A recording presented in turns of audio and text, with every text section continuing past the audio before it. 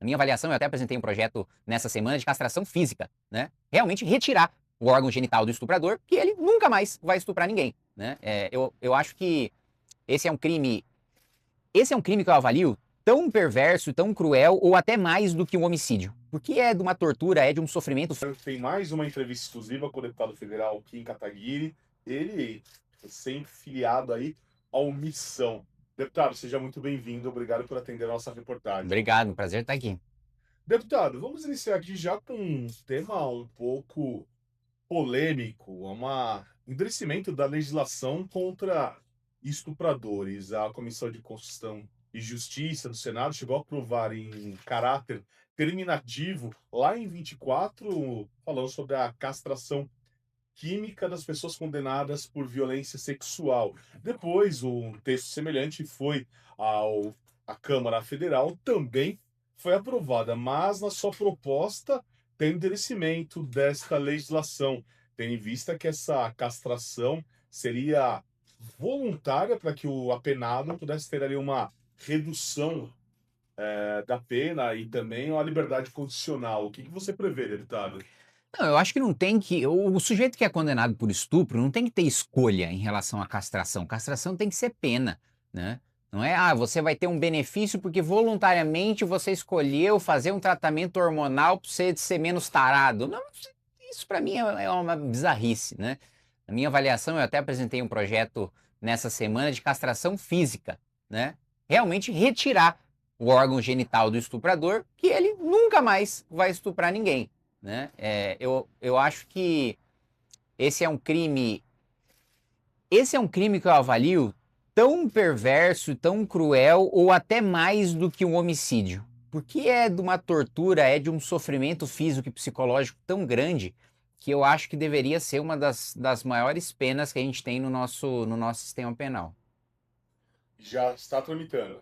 Está tramitando e eu sinto muito, mas muito apoio das mulheres, principalmente as maiores vítimas do crime de estupro, para a gente fazer a aprovação desse projeto. Obviamente vai ter polêmica sobre a constitucionalidade, que a Constituição fala em penas de caráter perpétuo, né? Então pressupõe-se a vedação de prisão perpétua, de pena de morte, mas eu acho que tem margem sim para discutir a castração física, mesmo porque ele vai ser preso, vai ser castrado, mas depois vai ser solto. Não vai ter prisão perpétua e não vai ter a pena de morte que é vedada pela nossa Constituição atual, que, reforço, é uma Constituição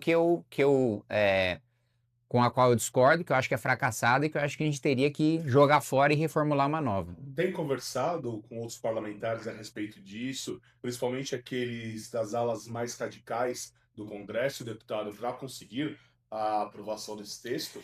Eu acho que esse é um projeto, a castração física com certeza não vai ter voto do PT, não vai ter voto do PCdoB, não vai ter voto do PSOL, não vai ter voto do grosso ali da base do governo. Mas eu considero que a gente teria uma maioria tranquila para aprovar essa modificação, sim.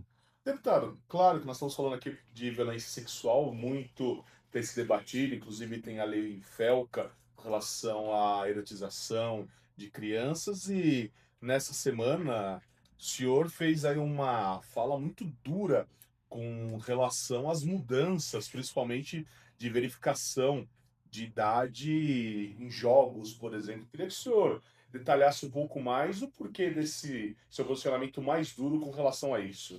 Porque eu acho que a regulamentação do governo federal, olha só, a lei veio para proteger, a intenção da lei, né, o espírito da lei é proteger jovens, adolescentes, crianças de sexualização. Esse foi o debate principal. Aí, primeiro, no texto da lei, coloco, mudam, né, o meu marco legal dos games, que eu aprovei, que é a lei federal, e para tratar sobre loot box, para tratar sobre sistema de recompensa dentro de jogos, né? Que eu acho, sim, que criança não pode ter nenhum contato, até pelo dano psicológico que isso pode causar para ela, dano cognitivo, com um loot box que seja uma espécie de cassino, né? Só pode ter, eu acho que tem que ter regras, tem que ser regulamentado, mas não pode ser proibido, senão você vai proibir jogos no Brasil ou inviabilizar jogos no Brasil, por exemplo. A gente tem um campeão mundial de Counter-Strike, que é o Fallen. 3 vezes, salvo engano, campeão mundial. Counter-Strike é um jogo que tem loot box, né? Se você fizer a proibição absoluta, você vai inviabilizar uma indústria de esporte eletrônico no qual o Brasil é referência, no qual o Brasil tem o Pelé, né? Do jogo de tiro em primeira pessoa.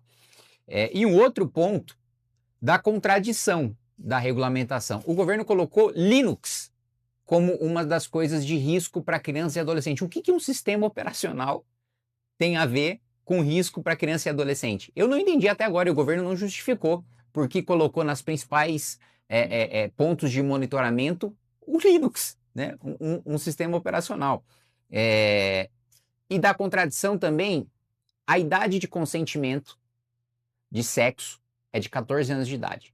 Então, uma criança de 14 anos de idade pode consentir para transar com uma pessoa de 30 anos de idade. Agora, com a Lei Felca, essa criança ela pode consentir para transar com um adulto, mas ela não pode jogar LOL. Não. Entende o absurdo que a gente vive? Um adolescente de 16 anos de idade pode votar, pode escolher o presidente da República, mas não pode jogar GTA. Então, esses são os pontos que eu critico.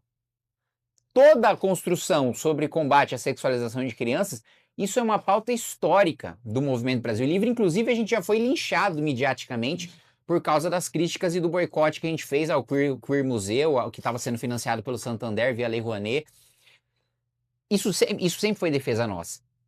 Aí vem o governo, a esquerda, para tentar sequestrar essa pauta e transformar numa coisa completamente diferente para combater uma coisa que não tem nada a ver com sexualização de criança, que é jogo.